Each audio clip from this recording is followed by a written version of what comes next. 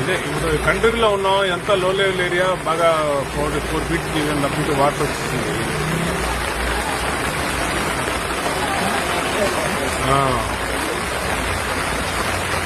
ఇక్కడే ఉన్నాం, ఫీల్డ్ లోనే ఉన్నాం మేము. ఇప్పుడు ఇక్కడ ఇంకోటి మన వాళ్ళకి కొంచెం ఈ ఫుడ్ అరేంజ్మెంట్స్ అవి చూడమనండి.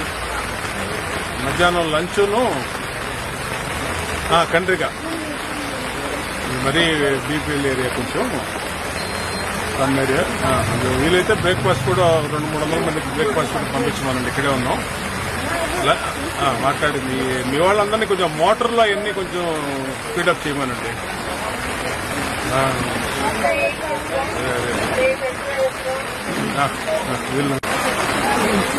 రైట్.